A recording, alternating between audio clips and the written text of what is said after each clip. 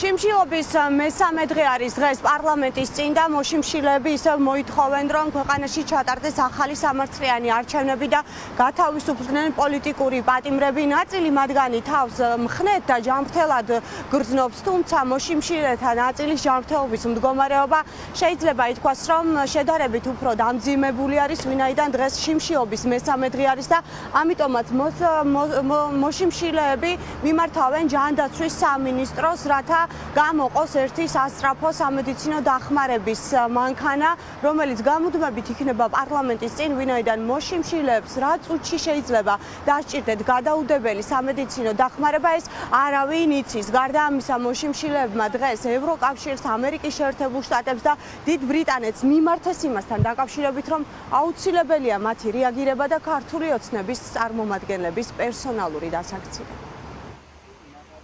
ჩვენ ვარ რუსთაველის გამზირის პროტესტის ნაწილი, უბრალოდ ეს ფორმა ჩავთვალეთ იმდენად ადეკვატურად რეალობად შეიქმნა. ყველა მხედავთ, რამდენი პოლიტპატიმარია ქვეყანაში, რამდენი სინდისის პატიმარია და რამდენად უტიფრად იქცევა ხელისუფლება. ეს არის პროტესტის ის ფორმა, რომელიც საერთაშორისო ორგანიზაციებისთვის არის სენსიტიური.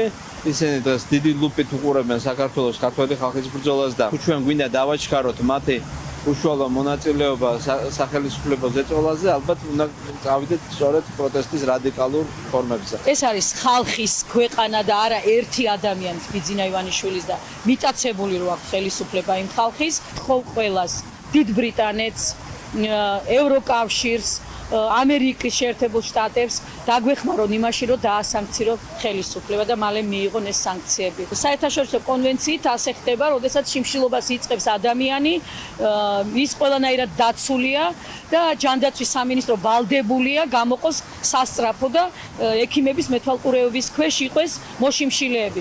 ერთი ადამიანი მიუხედავად იმისა, რომ ჯანმრთელობა არ უწყობდა ხელს, მაინც მიიღო გადაწყვეტილება და ზის ჩვენთან ერთად და ჩვენ ცოტა ნერვიულობ ამ ადამიანის შესახებ და მიმართავ მას, რომ მისი მოვალეობას თუ შეასრულებენ, მადლობელი დავრჩები.